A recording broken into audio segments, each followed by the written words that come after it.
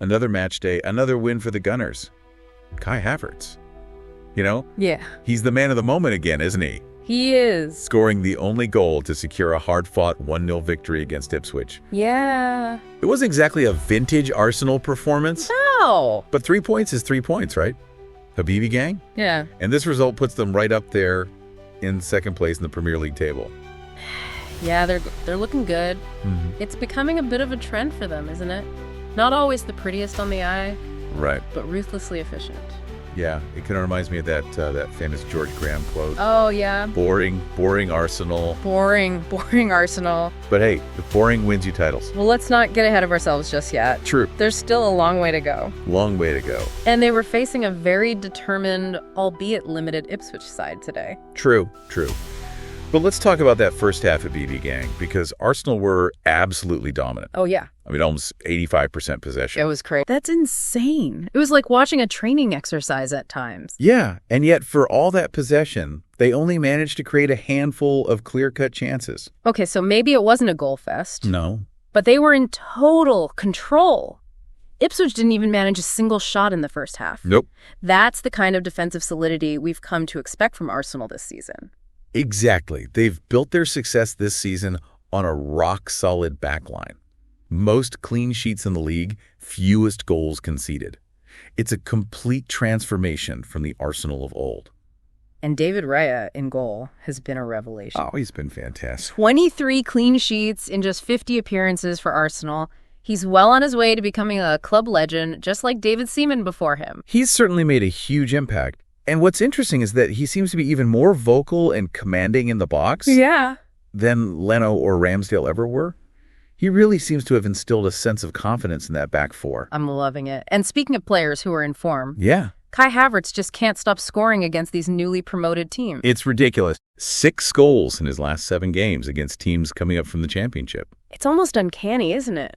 It's like he's got their number. It's like he knows. But if we take a closer look, Yeah. it's not just luck. It's about how he uses his intelligence and movement to exploit those defensive weaknesses that newly promoted teams often have. Yeah. It's like he's got a sixth sense for finding space in the box. He really does. This goal was a perfect example.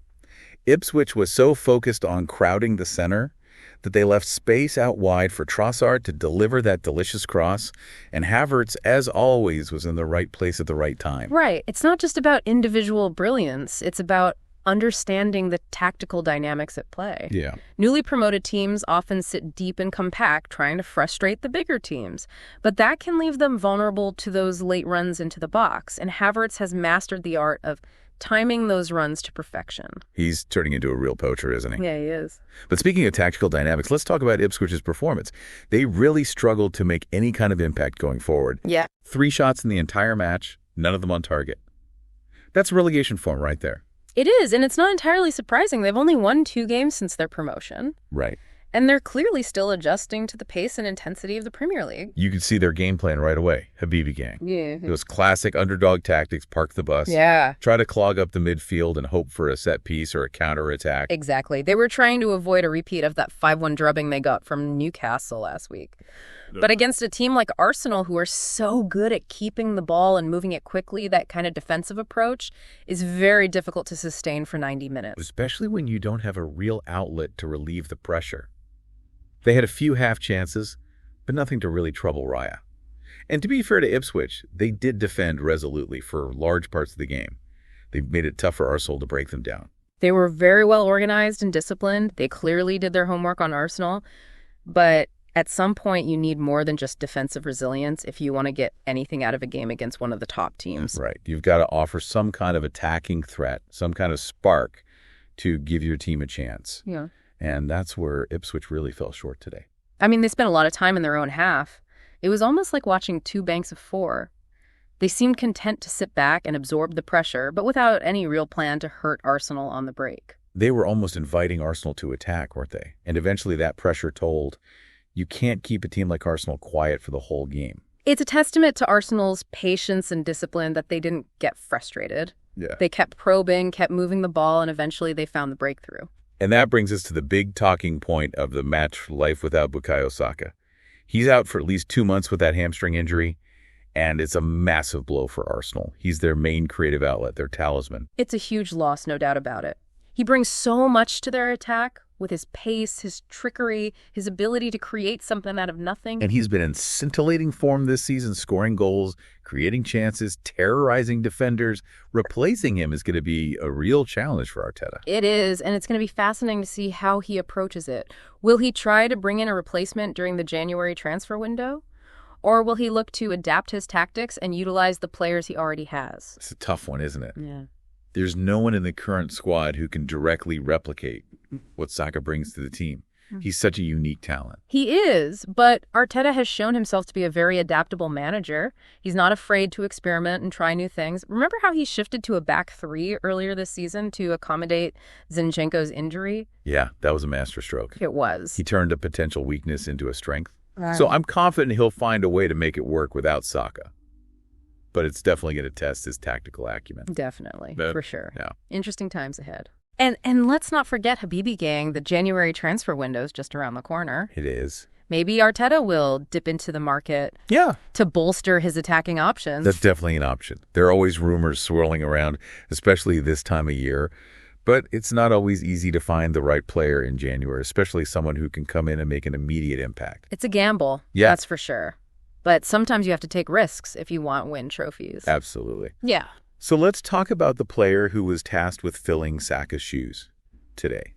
Gabriel Martinelli. He's usually so dangerous cutting in from the left, but on the right wing, he looked a little lost at times. It was a tough ask for him.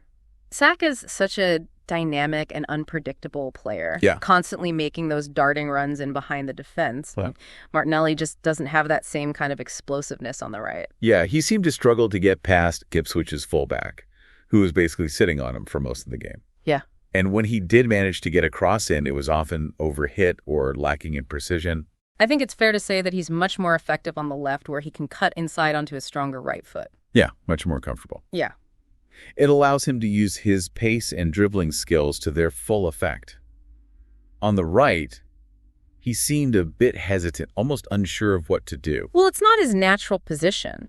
It takes time to adapt to a new role, especially when you're up against a team that's determined to defend deep and deny you space. I mean, let's be honest, Ipswich weren't exactly giving Arsenal much room to operate. They were very well organized, defensively, very compact. Yes, they were extremely disciplined. They made it very difficult for Arsenal to find those pockets of space that they usually exploit. It was almost like they were trying to frustrate Arsenal into making mistakes. And for a while, it looked like it might work. Arsenal had all that possession, but they were struggling to create any clear-cut chances. The fans were getting a little restless. You could sense the tension in the stadium as the game went on. Yeah. It was one of those matches where a single goal was always going to be enough to win it.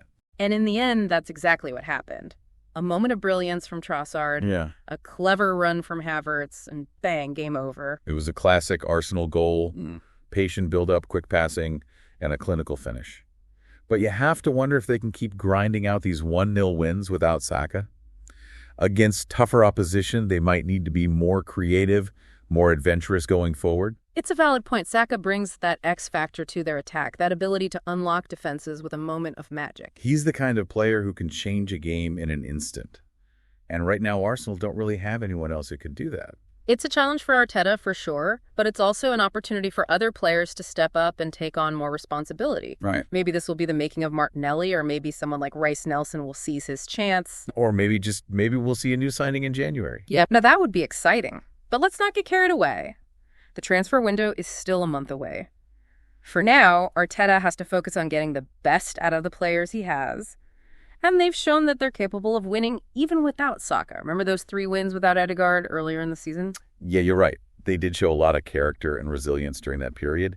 And let's not forget, they've still got a fantastic squad, even without Saka. Ødegaard is back to his best, pulling the strings in midfield. Partey is a rock in front of the defense. And Angie is starting to find his form again up front. They've got a good blend of youth and experience, and they're all playing with a lot of confidence right now. And most importantly, they've got that winning mentality. They don't know when they're beaten. Yeah, they seem to have that belief that they can grind out a result even when they're not playing at their best. That's the mark of a champion team. They find a way to win no matter what. But let's not get ahead of ourselves. There's still a long way to go and a lot of tough games ahead. Absolutely. It's too early to say whether they can sustain a title challenge without Saka. But they've certainly given themselves a great chance. They're right up there in the mix, just 6 points behind Liverpool, and they've got a relatively kind run of fixtures coming up. It's going to be fascinating to see how they cope over the next few months. It's a real test of their character and their depth. But if they can come through this period without Saka and stay in contention, then who knows what they might achieve. So it all comes back to that question we posed earlier, Habibi gang. Can Arsenal really mount a serious title challenge without Saka? Right. It's a tough one. But looking back at our sources, they did manage to win 3 out of the 7 league games they played. Right. Without their captain Martin Odegaard earlier this season. That's right. It wasn't always pretty, but they found ways to win. And remember, that was without Odegaard, their main creative force in midfield. Yeah. Now, losing Saka is a blow, no doubt, but it's not necessarily a fatal one. Okay, so maybe there's a glimmer of hope there. But losing your top scorer and your most creative player at the same time. Yeah. That's a mountain to climb, even for a team as resilient as this Arsenal side. I hear you, but don't forget about that defensive solidity we talked about earlier. Right. They've only conceded 16 goals all season. That's the best defensive record in the league. It is, yeah. If they can keep that up, even if their attacking output dips slightly, they'll still be in a strong position. It's all about finding the right balance, right? Solid at the back and just enough firepower up front to nick a goal or two. Classic George Graham, Maybe there's something to be said for that boring Arsenal tag after all. But jokes aside, this enforced absence could actually force Arteta to be even more creative tactically. We might see a new dimension to Arsenal's play. It could be a blessing in disguise. Ooh, I like that. Blessing in disguise. Maybe this will unlock some hidden potential in other players. Yeah. Maybe we'll see Emile Smith-Rowe finally get a run of games in his preferred number 10 role. Yeah. Maybe Rice Nelson will finally live up to that early promise. The possibilities are endless. And let's not forget the January transfer window is just around the corner. Arteta might have a few tricks up his sleeve. Ooh, you're right. A new signing or two could really shake things up. Imagine if they could snag Mykhailo Mudryk from Shakhtar.